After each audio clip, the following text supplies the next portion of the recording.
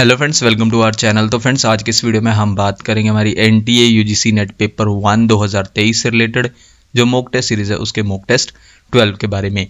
जहां पर फ्रेंड्स आज के इस वीडियो में हम कुछ एमसीक्यूज़ को डिस्कस करने वाले हैं जो कि आपके एग्जाम के पर्पज़ से काफ़ी इंपॉर्टेंट रहने वाले हैं। और साथ ही साथ फ्रेंड्स, अगर आप किसी भी गवर्नमेंट एग्जाम की तैयारी कर रहे हैं तो उन स्टूडेंट्स के लिए भी ये वीडियो काफ़ी हेल्पफुल रहेगी। फ्रेंड्स, हम डायरेक्ट अपने फर्स्ट क्वेश्चन पर चलते हैं, जहां पर आज का हमारा पहला क्वेश्चन है मैच द फॉलोइंग करना है आपको एज पर स्वयं। सबसे पहले है हमारे पास ए पर है इग्नू और इग्नू के सामने गिवन है नंबर 1 अंडर ग्रेजुएट एजुकेशन।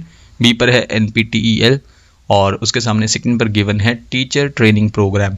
सी पर है सीईसी और सामने है नंबर 3 इंजीनियरिंग। और डी पर है निटर और उसके सामने है number 4 out of school students. Friends, code आप अपनी स्क्रीन पर देख सकते हैं। इनमें से फ्रेंड्स करेक्ट कोड है कोड डी। कोड डी के अकॉर्डिंग क्या है, सबसे पहले तो ए पर है इग्नू। इग्नू किसके लिए है, एज पर स्वयं के अकॉर्डिंग इग्नू है number 4 out of school students के लिए। और बी पर है नंबर 3 यानी कि बी का करेक्ट पेयर हुआ नंबर 3। बी पर है एनपीटीईएल और उसका करेक्ट पेयर है नंबर 3 इंजीनियरिंग। सी पर है सबसे पहले तो सीईसी और उसका करेक्ट पेयर है नंबर 1 अंडर ग्रेजुएट एजुकेशन के लिए है ये सीईसी एज पर स्वयं। और डी पर है निटर किसके लिए है, नंबर 2 टीचर ट्रेनिंग प्रोग्राम के लिए। इसके बाद फ्रेंड्स हम थोड़ा स्वयं को डिस्कस कर लेते हैं। सबसे पहले तो स्वयं क्या है, एक प्रोग्राम है जिसकी पहल की गई है गवर्नमेंट ऑफ इंडिया द्वारा और इसको डिज़ाइन किया गया है अचीव करने के लिए 3 मेन प्रिंसिपल्स को, सिद्धांतों को एजुकेशन पॉलिसी के। कौन कौन से, एक तो एक्सेस है, इक्विटी और क्वालिटी यानी कि पहुंच, निष्पक्षता और गुणवत्ता के लिए। तो इन 3 मेन प्रिंसिपल्स को एजुकेशन पॉलिसी के अचीव करना है किसके अकॉर्डिंग, स्वयं के अकॉर्डिंग। इसके अलावा फ्रेंड्स आपको स्वयं की प्रॉपर वीडियो ऑलरेडी चैनल पर मिल जाएगी।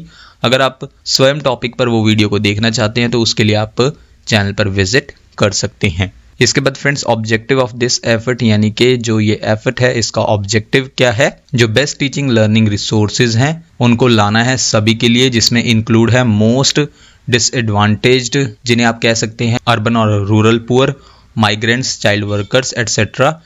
ये इन मोस्ट डिसएडवांटेज्ड में इंक्लूड हैं। तो इन सभी के लिए जो है बेस्ट टीचिंग लर्निंग रिसोर्सेज को लाना है, तो ये स्वयं का ऑब्जेक्टिव है। और इसके अलावा फ्रेंड्स 9th क्लास से लेकर पोस्ट ग्रेजुएशन तक कोई भी कहीं भी जो है कभी भी प्रवेश कर सकता है स्वयं प्लेटफॉर्म पर।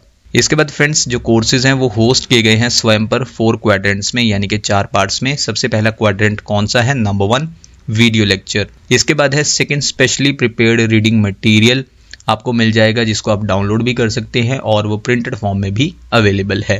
नंबर 3 है सेल्फ असेसमेंट टेस्ट यानी कि स्वयं का मूल्यांकन कर सकते हैं किसके थ्रू, टेस्ट और क्विजेस के थ्रू। और नंबर 4 क्वाड्रेंट है एक ऑनलाइन डिस्कशन फोरम अवेलेबल है क्लियर करने के लिए डाउट्स को। तो ये 4 क्वाड्रेंट्स हैं स्वयं पर। इसके बाद friends in order to ensure यानी कि सुनिश्चित करने के लिए बेस्ट क्वालिटी कंटेंट प्रोड्यूस किया जा रहा है और डिलीवर किया जा रहा है, उसके लिए 9 नेशनल कोऑर्डिनेटर्स हैं यानी कि उनको अपॉइंट किया गया है 9 नेशनल कोऑर्डिनेटर्स को। और वो 9 नेशनल कोऑर्डिनेटर्स कौन कौन से हैं, सबसे पहले तो है नंबर 1 पर AICTE। AICTE का फुल फॉर्म क्या है, सबसे पहले all India council for technical education और ये सेल्फ पेस्ड और इंटरनेशनल कोर्सेज के लिए है। AICTE self paced learning friends, इसका मतलब है कि आप लर्न कर सकते हैं अपने टाइम और स्केड्यूल के अकॉर्डिंग। 2nd जो नेशनल कोऑर्डिनेटर है वो कौन सा है, NPTEL। NPTEL का फुल फॉर्म क्या है, national programme on technology enhanced learning. ये किसके लिए है, NPTEL इंजीनियरिंग के लिए। नंबर 3 नेशनल कोऑर्डिनेटर है UGC यानी कि यूनिवर्सिटी ग्रांट्स कमीशन। इसको अपॉइंट किया गया है non technical post graduation education के लिए।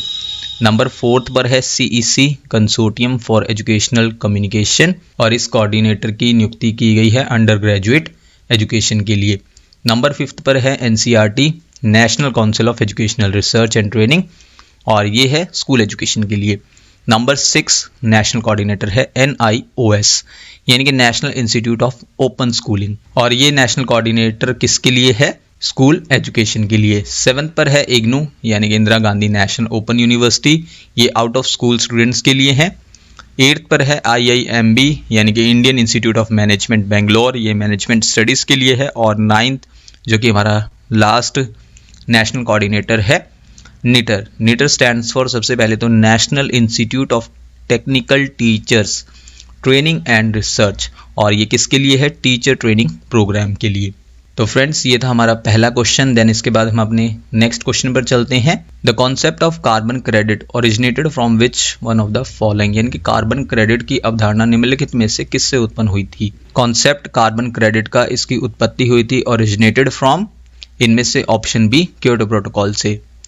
सबसे पहले तो फ्रेंड्स कार्बन क्रेडिट क्या होता है? कार्बन क्रेडिट एक परमिट होता है या फिर सर्टिफिकेट होता है जो अलाउ करता है होल्डर को, जैसे कि कोई कंपनी है कि वो एमिट कर सकती है, उत्सर्जित कर सकती है कार्बन डाइऑक्साइड या फिर अदर ग्रीन हाउस गैसेस को। इसके अलावा फ्रेंड्स हमने इसी क्वेश्चन में बात की क्योटो प्रोटोकॉल के बारे में। क्योटो प्रोटोकॉल किसके लिए है? रिड्यूस करने के लिए है ग्रीन हाउस गैसों के एमिशन को, और क्योटो प्रोटोकॉल को अपनाया गया था जापान के क्योटो में 11 दिसंबर 1997 को, और ये कब से प्रभाव में आया? 16 फरवरी 2005 से। नेक्स्ट क्वेश्चन है friends, which of the following are related to protective of ozone layer, यानी कि निम्नलिखित में से कौन ओजोन परत के संरक्षण से संबंधित है? नंबर 1 है बेसल कन्वेंशन 1989, सेकंड पर है वियना कन्वेंशन 1985, नंबर 3 है मॉन्ट्रियल प्रोटोकॉल 1987। फ्रेंड्स कोड आप अपनी स्क्रीन पर देख सकते हैं। इनमें से करेक्ट कोड है कोड बी। कोड बी के अकॉर्डिंग क्या है? Only second and third. Second पर है वियना कन्वेंशन 1985 और थर्ड पर है मॉन्ट्रियल प्रोटोकॉल 1987। ये दोनों जो है किससे जुड़े हैं? ओजोन लेयर को प्रोटेक्ट करने से, और जबकि नंबर 1 बेसल कन्वेंशन 1989 ये नहीं जुड़ा है किससे? ओजोन लेयर को प्रोटेक्ट करने से।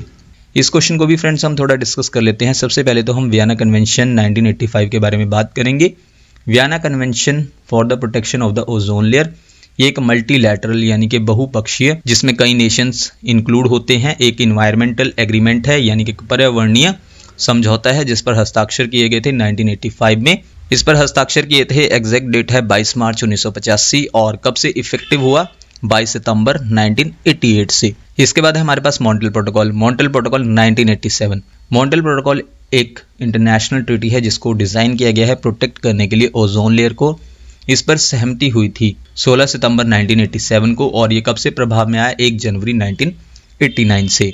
नेक्स्ट है हमारे पास इसी क्वेश्चन से related basal convention. Basal convention 1989 ये एक इंटरनेशनल ट्रीटी है जिसको डिजाइन किया गया है रिड्यूस करने के लिए मूवमेंट्स को, यानी कि आवाजाही को, और किसके मूवमेंट्स को? हैजर्डस वेस्ट के।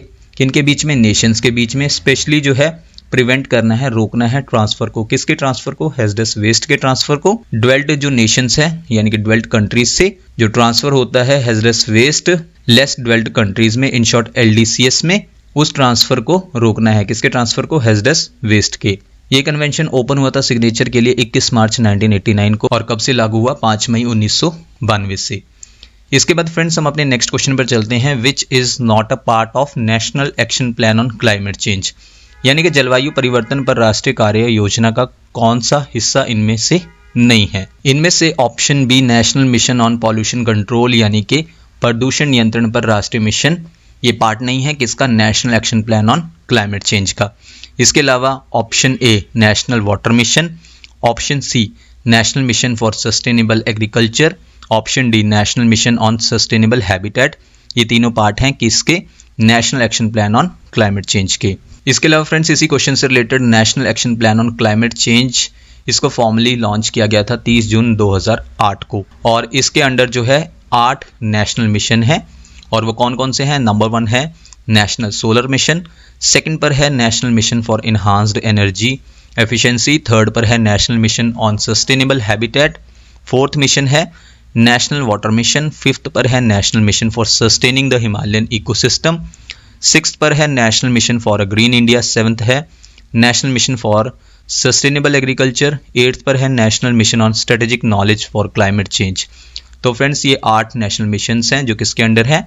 National action plan on climate change के अंडर। इसके बाद फ्रेंड्स हमारा नेक्स्ट क्वेश्चन है the world's largest solar tree has been installed in which state, यानी कि विश्व का सबसे बड़ा सौर वृक्ष किस राज्य में स्थापित किया गया है?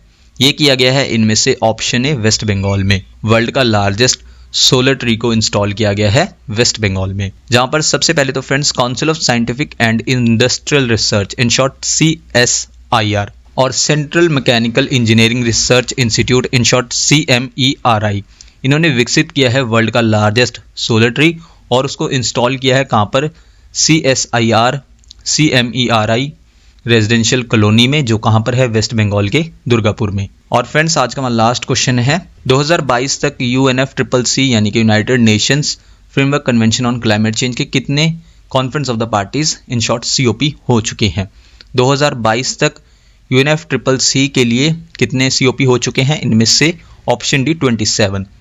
तो 27 यानी कि लास्ट ईयर कहाँ पर हुआ, इजिप्ट के शर्म एल शेख में, और जबकि 2021 में COP 26 हुआ था कहाँ पर, यूनाइटेड किंगडम के ग्लासगो में। तो फ्रेंड्स ये थी हमारी आज की वीडियो जिसमें जो है हमने कुछ MCQs को कवर किया। नेक्स्ट वीडियो फ्रेंड्स आपको जल्दी चैनल पर मिल जाएगी। So thank you friends for watching this video.